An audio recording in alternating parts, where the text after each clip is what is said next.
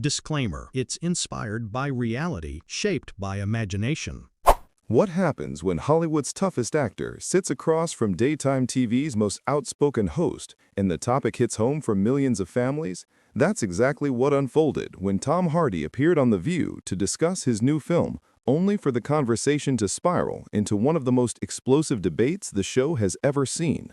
It started innocently enough. A lighthearted chat about resilience turned into a fierce confrontation about whether younger generations should be financially responsible for elder care. Joy Behar, never one to hold back, argued passionately that taking care of parents isn't a choice, it's a moral duty. But Tom Hardy pushed back hard, saying guilt shouldn't bankrupt an entire generation trying to survive. The studio crowd leaned in as the tension thickened. Whoopi Goldberg tried to keep things calm. Sunny Hostin jumped in with stats. Anna Navarro added humor to ease the mood, but nothing could stop what came next. Voices rose, tempers flared, and Joy's tone shifted from confident to furious. By the end of the segment, the audience wasn't just watching a debate, they were witnessing a meltdown. Tom Hardy stayed seated, calm and steady, while Joy Behar walked off the set in frustration. What happened next left everyone stunned and the internet on fire. This is the clash that broke The View. The episode opened with the usual energy that The View is known for. Whoopi Goldberg greeted the audience with her signature grin. "We've got a full table today," she said. "And we're talking about something every generation argues about. Who's really responsible when it comes to elder care?" The audience murmured with interest. Behind the scenes, producers had teased this segment all week. They promised real talk about family responsibility. And the moment Tom Hardy walked on stage, the air seemed to shift. Dressed in a navy jacket and dark jeans, he flashed his familiar smirk as the audience cheered. "Tom Hardy, everyone," Whoopi announced. Tom gave a small wave and sat down at the far end of the table, opposite Joy Behar. "Good to be here," he said. Joy leaned in, half smiling. "Tom Hardy talking about elder care. That's something I didn't think I'd see on daytime television." Tom chuckled. "You'd be surprised, Joy. I've got a few gray hairs under this beard. It's about time I weigh in." The crowd laughed lightly, but there was a hint of challenge in Joy's tone. Whoopi got straight to the point. "So here's the question we're asking today. Should younger generations be financially responsible for taking care of their parents, or is that an outdated expectation?" Joy jumped in first, her voice firm but measured. "Outdated? I don't think so. Taking care of the people who raised you isn't just financial, it's moral. My parents didn't send me a bill for feeding me, did they? So why should I start counting dollars when they need me?" Applause rippled through the crowd. Tom nodded politely, but didn't smile. "I hear that, Joy. But there's a difference between helping your parents out of love and being expected to shoulder their entire future because society refuses to plan for it." That drew a few gasps and a murmur from the front row. "Come on," Joy said, turning toward him. "You make it sound like family is a burden. They changed your diapers, and you can't write a check when they're old?" Tom's expression stayed calm, almost too calm. "I'm not saying don't help. I'm saying people my age, and younger, are drowning. Student loans, rent, kids. We're asking them to take care of themselves and their parents while the system keeps failing everyone. That's not love, that's guilt." The audience reacted audibly, a mix of nods and sharp inhales. Sunny Hostin, always analytical, jumped in. "You're both touching on real issues here. Data shows millennials and Gen Z are already supporting aging parents more than past generations, but they also face the highest cost of living in decades." Joy waved her hand. "Sunny, I get the data, but we're talking about values. Families used to stay together. Kids used to take care of their parents at home. Now it's all about me, me, me." Tom looked at her, his voice even but edged. "Or maybe it's about survival, Joy. You can't pour from an empty cup. I've seen people ruin their own futures out of guilt for not doing enough for their parents." "Ruining your future?" Joy scoffed. "What about gratitude? What about doing what's right, not just what's easy?" Tom leaned forward slightly. "Do you think it's easy watching your mother sell her home to pay for her own care because no one else can afford it? It's not about ease, it's about reality." The audience went quiet. Ana Navarro, sensing the tension, interjected lightly. Okay, let's breathe. We're not trying to start World War III here. But Tom's got a point. Things aren't as simple as they used to be. Back in the day, families could survive on one income. Now it takes 2, sometimes 3, just to get by. Joyce shot back. So what, Anna? We just stop taking care of our elders because times are tough? That's when you show your character. Whoopi raised her hand, trying to calm the energy. Let's remember, not everyone has the same setup. Some parents didn't plan, some kids can't afford to help. It's messy. Tom nodded. Exactly. And what I'm saying is, we can't keep expecting younger generations to fix every broken system with their own wallets.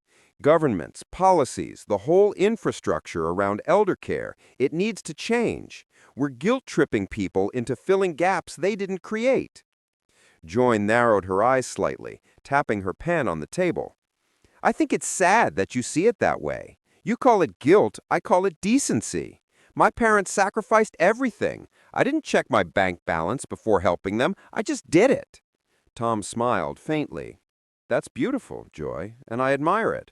But not everyone has your story or your means. For some, that decency comes at the cost of their own stability. How do we ask people to be selfless when the system isn't? The studio felt tense but electric. Every word seemed to slice the air thinner. Joy crossed her arms. Maybe the real problem isn't the system, Tom. Maybe it's people who don't know how to put others first anymore. That was it, the first spark that truly landed. The audience let out a soft ooh, and Whoopi gave her trademark half-smile, sensing that things were about to heat up. Tom didn't flinch. He simply said, or maybe it's people who confuse guilt with love. The crowd erupted, half gasping, half applauding. Joy's lips tightened, but she forced a smile. We'll see if you still think that way when you're old and your kids send you a postcard instead of a check. Tom leaned back, his voice low and calm. If I've raised them right, Joy, they won't owe me anything except their happiness. That line landed like thunder. Even the crew behind the cameras exchanged glances. Whoopi finally cut in. All right, let's take a break before someone flips the table. The audience laughed, but everyone knew it was only the beginning. Because when they came back from commercial, the sparks would turn into fire. When the cameras came back from commercial, the air in the studio felt heavier. The audience was buzzing, half whispering, half waiting to see if the tension between Joy Behar and Tom Hardy would explode or dissolve. Whoopi tried to lighten the mood. All right, she said with a grin that didn't quite reach her eyes. We're back with Tom Hardy, and things got a little spirited before the break. Joy smirked. Spirited? That's one way to put it. The audience chuckled, but everyone could sense the friction still pulsing beneath the surface. Whoopi continued, the question on the table, should younger generations be financially responsible for elder care? We've heard about the moral side, the economic side, and now, she turned to Tom, let's talk about the emotional toll, because I think that's where people are breaking down. Tom nodded. Yeah, I think what's breaking people down is the expectation that love has to mean debt, that if you can't afford to take care of your parents, you're somehow a bad son or daughter. That's not love, that's shame disguised as duty. The audience murmured in agreement, and a few even applauded. Joy leaned forward, clearly not letting that pass. You talk about shame, but that's part of being human, isn't it? You should feel something when your parents are old and struggling. We've turned everything into a transaction. When did family become optional? Tom's gaze didn't waver. It's not optional. It's just complicated. Not every family is a Hallmark card, Joy. Some kids grow up taking care of parents who never took care of them. Some are still healing from things those same parents caused. Are you saying they owe their lives to the people who broke them? The studio went quiet for a long moment. Joy blinked, caught off guard. That's an extreme example. Most parents do their best. Tom shrugged. Maybe, but even when they do, it doesn't mean the system should assume we can carry it all alone. You can love your parents without bankrupting yourself to prove it. Sonny Hostin jumped in, voice calm but firm. This is where policy matters. In some countries, the government steps in. Here, families fill the gap. Maybe we need to rethink that balance. Exactly, Tom said. We talk about family values, but where's the value in forcing people into financial collapse just to check a moral box? Joy shook her head. I'm sorry, Tom, but that's not how I see family. When my mother got sick, I didn't call the government, I didn't call a lawyer. I showed up. That's what families do. Applause broke out from several audience members, some even standing. Joy sat taller, energized. Tom waited for it to die down. Then, softly but with an edge, he replied, "And how many people could afford to do what you did, Joy?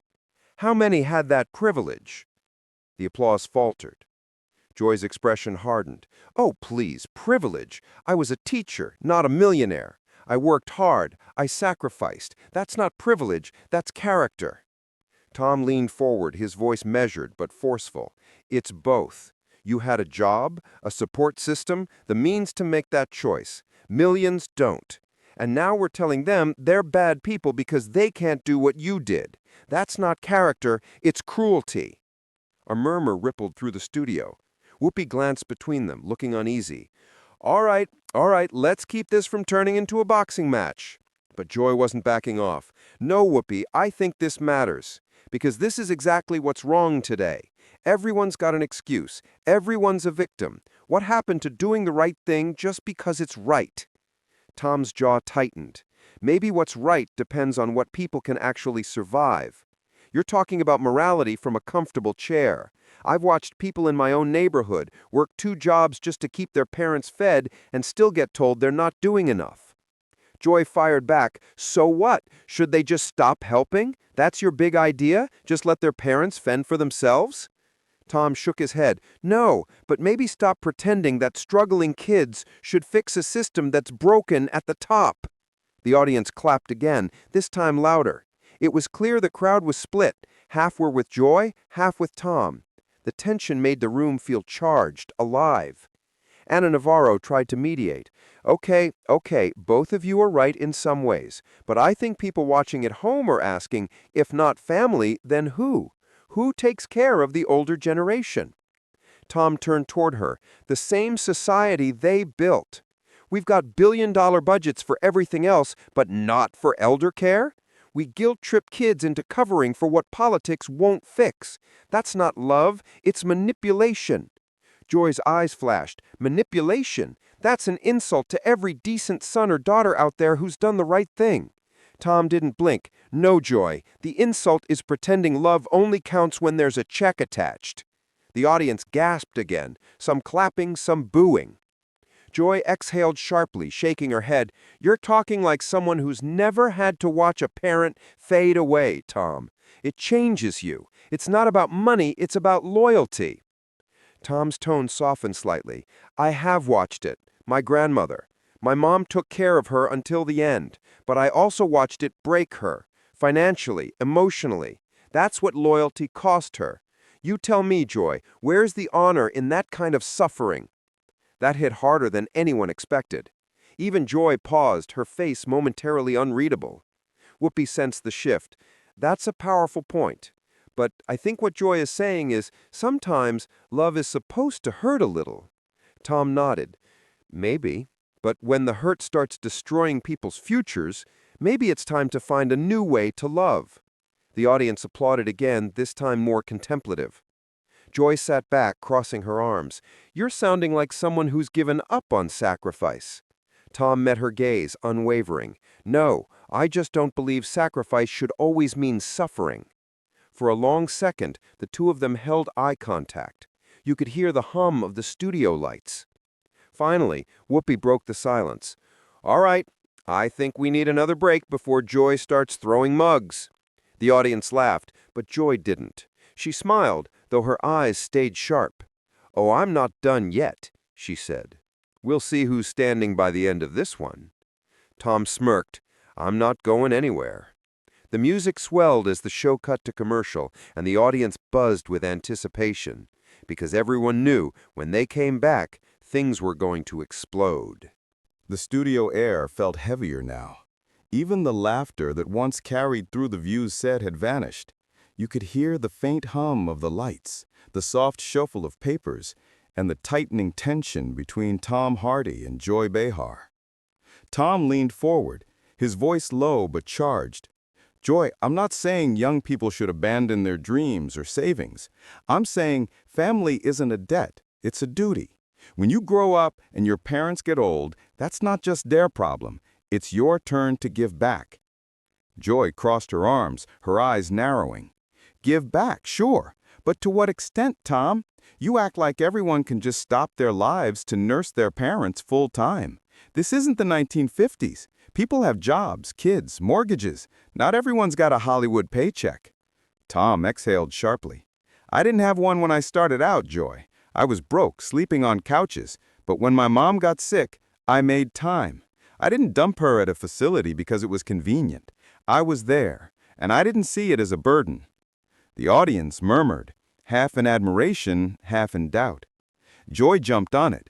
And that's beautiful, Tom, but not everyone can afford that luxury. You talk like everyone's got the means to drop everything. What about single moms working 2 jobs? What about people barely keeping the lights on?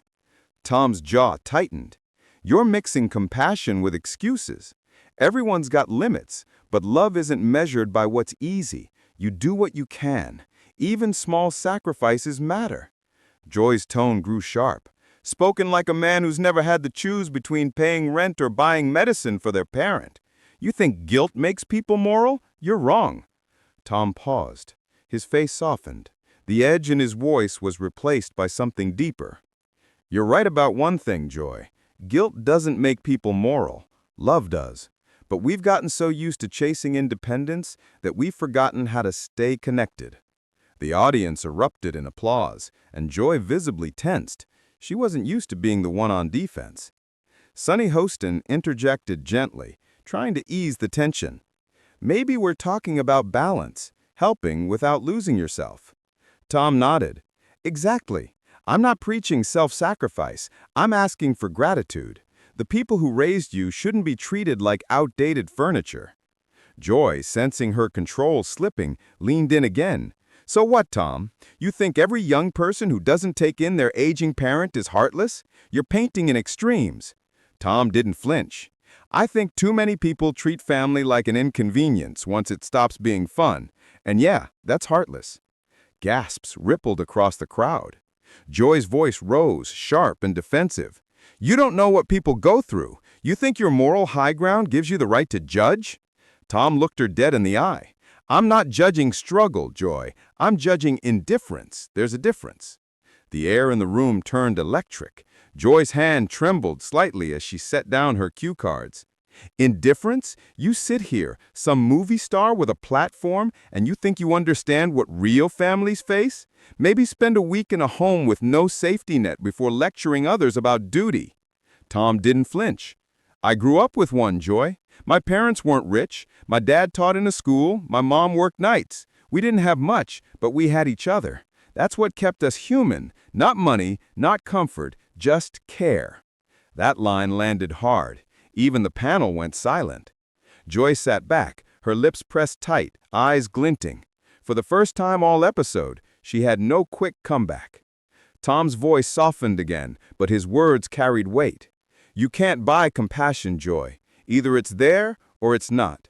And if we keep pushing our elders into corners because we're too busy chasing independence, then maybe we've already lost what makes us a family. The crowd erupted in applause again, louder this time, with whistles and cheers echoing through the studio. Joy tried to force a smile, but it faltered under the pressure. Behind the glass, producers exchanged looks. They could feel it too. The balance had shifted. Tom Hardy hadn't just won a debate. He'd struck a nerve with millions watching at home. And as the camera zoomed in on Joy's face, her expression said everything. She wasn't just debating anymore. She was losing control. The studio felt like a storm about to break. Joy Behar straightened in her chair, gripping her cue cards, her tone no longer playful or composed. The audience could feel it, the shift from debate to confrontation. Tom, she said sharply, You talk a lot about compassion, but it sounds a lot like control. You want young people to live their lives based on guilt. That's not compassion. That's emotional blackmail." Tom didn't move. His calm was steady, unnerving. "No, Joy. What I'm saying is, freedom without responsibility is selfishness. We've raised a generation that thinks independence means isolation. That's not progress. That's loneliness dressed up as freedom." Joy scoffed. "Loneliness? You think choosing to live your own life is loneliness? Not everyone wants to be chained to their parents' expectations forever. You can love someone without losing yourself." Tom nodded slowly. "I agree. But when you love someone, you don't watch them fall apart from a distance. You show up. That's not losing yourself. That's remembering who raised you." The audience applauded again. Joy shot them a glare. "You know what, Tom? Easy for you to say. You're rich, you've got assistance, you've got help. Try being a regular person. Try being a daughter who's working 2 shifts, taking care of her kids, and still being told she's not doing enough." Tom leaned forward, voice lowering. "I've seen that woman, Joy. My aunt was that woman. And she never complained. She didn't see her parents as a burden. She saw them as her roots. She said, 'You can't build a future if you forget where you came from.'" Joy's expression hardened. "That's romantic nonsense, Tom. Sometimes your roots are toxic. Sometimes the best thing you can do is break free." The words hung heavy. The audience murmured, some nodding, others frowning. Tom's eyes flickered with something raw. "So what happens then, Joy? When your mother or father calls, scared, needing help, do you just hang up because it's toxic? Family isn't perfect. It's human. You don't walk away when it's inconvenient." Joy's hand slammed onto the table. "Stop pretending you know what's best for everyone," she shouted. The studio went silent. Tom didn't raise his voice. He just looked at her. "Then stop pretending compassion is a privilege. It's a choice, and too many people stopped choosing it." The crowd erupted, half in shock, half in awe. Joy's face flushed. She tried to regain control, waving her hands for calm. All right, enough. You're turning this into some saintly sermon. People have limits, Tom. People break." Tom nodded softly. "And when they break, that's when family should hold them, not disappear. That's the whole point." Joy opened her mouth, then froze. Her voice cracked slightly when she finally spoke. "You think I don't know that? You think I don't live with that guilt every day?" The room froze. Even Tom seemed taken aback. Joy's face was trembling with emotion, her anger melting into something fragile. She continued, voice shaking, "I took care of my mother until the day she passed. Do you know what that feels like? Watching her forget your name? Watching her fade, and knowing you still have to go on camera the next morning and smile?" Tom's expression softened.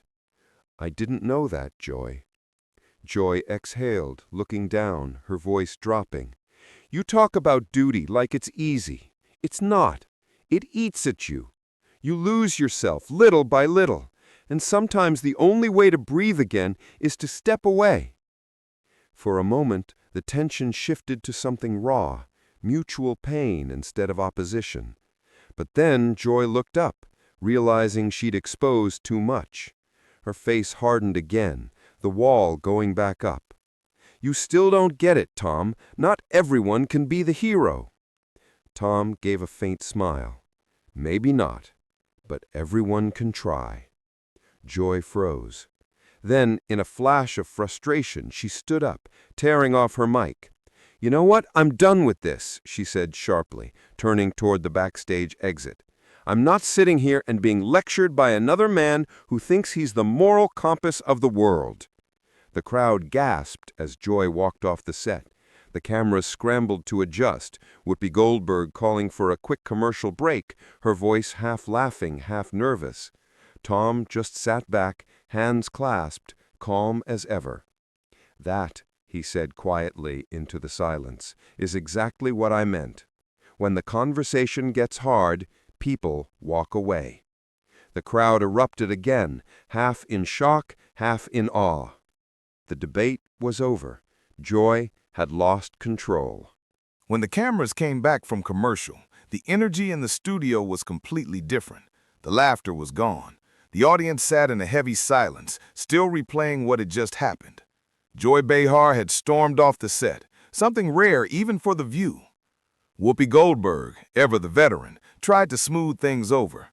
"All right," she said with a forced smile. "Things got a little intense there. We'll give Joy a minute. Tom, I think you struck a nerve." Tom Hardy looked down at the table, his fingers tapping lightly against his coffee mug. He wasn't gloating. His voice, when he finally spoke, was calm and steady. "I didn't come here to attack anyone," he said softly. "I came because I think we've forgotten what family used to mean. Somewhere along the line, we turned care into a chore and independence into isolation. That's not freedom, it's loneliness." The audience murmured in agreement. Sonny Hostin, sitting beside him, nodded thoughtfully. "Tom, I think Joy's reaction shows how personal this is. You're right about some things, but it's also true that caring for family can break people. It's not always a lack of compassion, it's exhaustion." He turned to her. "I get that, I really do, but exhaustion isn't the same as abandonment. The answer can't just be to hand our elders off to strangers because it's easier. We can modernize how we care for them, but we can't replace love with convenience." A man in the audience clapped first, then others followed. Before long, the studio was filled with the slow, respectful applause, not the explosive kind from earlier, but something quieter, more reflective. Whoopi leaned in, her voice low but sincere. "You know, I think what you said will stick with a lot of people. We're all aging. We're all gonna need someone someday. Maybe the real question isn't who's responsible, it's how we can take care of each other better." Tom nodded, smiling faintly. "Exactly. It's not about blaming the young or the old. It's about remembering we're a chain. You break one link, the whole thing falls apart." The audience gave him a standing ovation. Not loud, not wild, but emotional. You could see it in people's eyes. Some were smiling, others were teary. Meanwhile, behind the scenes, Joy Behar was standing just beyond the curtain, headset still dangling around her neck. A producer whispered something to her, but she didn't respond. She was staring at the monitor, watching Tom's calm face as he spoke about love, duty, and family. For a moment, her expression softened. There was pain in her eyes, a mix of regret and pride. She'd always fought hard for her opinions, but today felt different. She wasn't angry anymore. She was unsettled. Whoopi turned back to the camera. "Well, folks, today's conversation took a turn none of us expected, but maybe that's what this show's about, having the hard talks. Whether you agree with Joy or with Tom, what matters is that we're talking about what it means to care, because like it or not, one day we'll all need somebody." The outro music started playing softly, but the audience wasn't ready to move on. Some people stood to applaud again. Others just sat there, quiet, thinking. Tom glanced once more toward the stage entrance where Joy had left. He didn't say anything, but his face said enough. There was no smugness, no victory, just empathy. He whispered almost to himself, "I hope she knows I meant every word." And then, in true talk show fashion, the cameras faded to black on a lingering close-up of Tom Hardy's thoughtful expression, the words "The View" glowing behind him in the studio lights. Later that night, social media lit up. Clips of the clash trended across platforms. Headlines read, "Tom Hardy makes Joy Behar walk off The View in heated debate on elder care. The View erupts over family responsibility." Comments poured in by the thousands. Some praised Joy for standing her ground. Others hailed Tom for saying what many had been afraid to admit, that elder care shouldn't be outsourced to strangers just because it's difficult. Even Joy's followers noticed she didn't post her usual witty comment that night, just a simple tweet. Some conversations hit closer to home than we expect. If you like this powerful moment, make sure to subscribe for more celebrity clashes, emotional showdowns, and unforgettable TV moments. Whose side were you on, Tom's or Joy's? Drop your thoughts below.